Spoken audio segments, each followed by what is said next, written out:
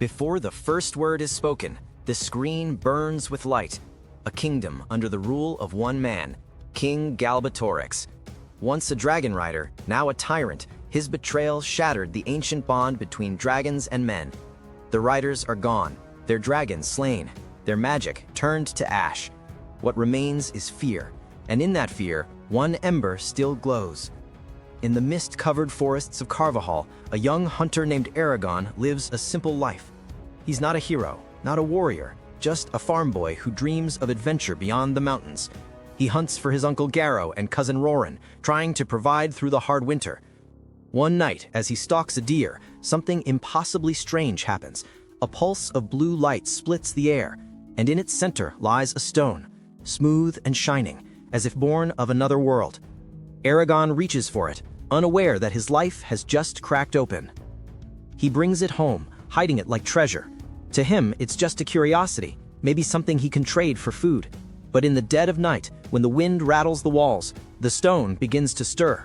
Cracks bloom across its surface, and from within emerges a creature of light, a dragon hatchling, small, perfect, alive. Eragon watches in stunned silence. When he reaches out, its snout touches his palm.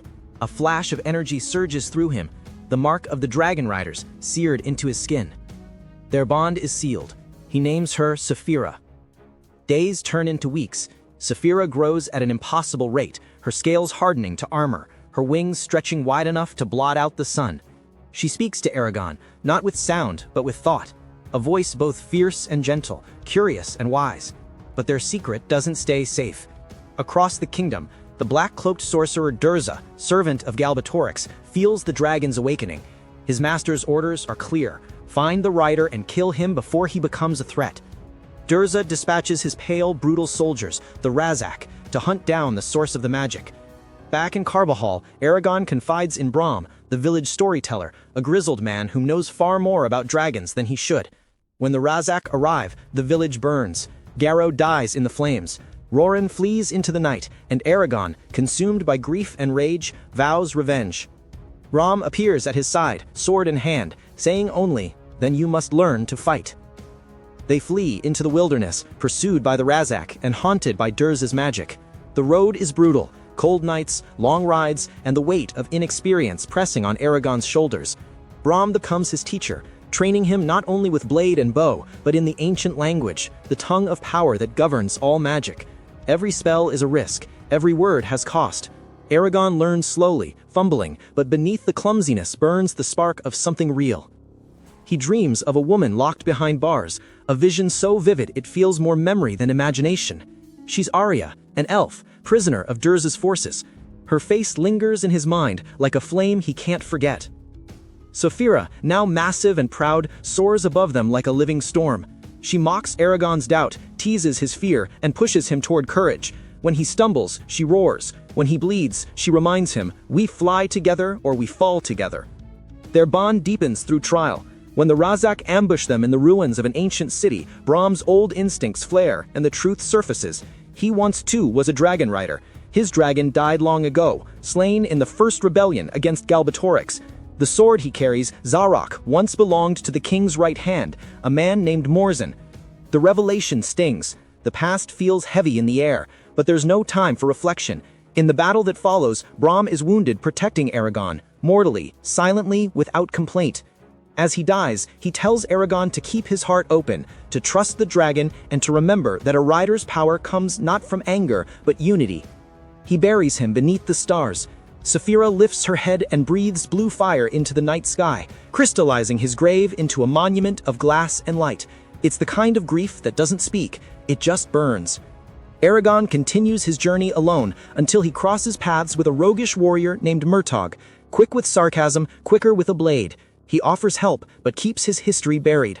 Together, they infiltrate Durza's fortress, guided by Eragon's dreams, to rescue the captive Arya. Inside, the halls pulse with dark magic. The air smells of metal and blood. Durza himself appears, pale, smiling, cruel. His magic pins Eragon to the wall like an insect. The fight is hopeless until Saphira crashes through the roof, her roar shattering the spell. They escape with Arya barely alive, but victory comes at a price. Durza's promise echoes in Eragon's mind. You are mine, Rider. You cannot flee your fate. They take refuge with the Varden, a secret resistance hidden in the mountains, led by Ajihad and his daughter, Nazwata. The Varden are everything Galbatorix hates: humans, dwarves, and elves, united under one cause. Arya awakens, her presence commanding, her gratitude quiet. She speaks of destiny and prophecy, of how Eragon is not an accident, but a signal, the world's attempt to heal itself. His coming was foretold. His choices will shape the fate of Alagaisia. For the first time, Eragon feels not like a boy pretending to be a hero, but like a hero realizing he was never ready to be one. The calm doesn't last. Durza descends upon the Varden's mountain stronghold with an army of Urgals, monstrous soldiers bound by dark magic. The tunnels tremble with war. The clash of metal fills the air. Eragon mounts Saphira, soaring above the battlefield. Fire rains down from her jaws. Steel and shadow collide beneath them. He dives into the chaos, seeking Durza, knowing that to end the curse, he must face the Shade himself. Their duel is brutal, blade against sorcery, human will against immortal hatred. Durza's strikes are lightning, his magic like claws tearing at the edges of Eragon's mind. He's seconds from death when Saphira, wounded and roaring, dives to his defense. The distraction gives him a single heartbeat of clarity. Eragon drives Zarok into Durza's heart. The Shade disintegrates in a burst of flame and dust. The Urgals collapse, freed from his control. Silence falls. The morning after the battle feels unreal. Smoke rising over the mountains, the wounded tended, the air thick with both victory and loss. Eragon stands beside Saphira, his hand resting on her scales. The bond between them glows stronger than ever, a mix of love, friendship, and something greater than either understands. Arya thanks him quietly, but reminds him that their fight is far from over. Galbatorix still lives. The war has only begun. Murtagh confesses the truth he's been hiding. He's the son of Morzan, the traitor whose sword Eragon now carries. He leaves before the others can decide whether to trust him.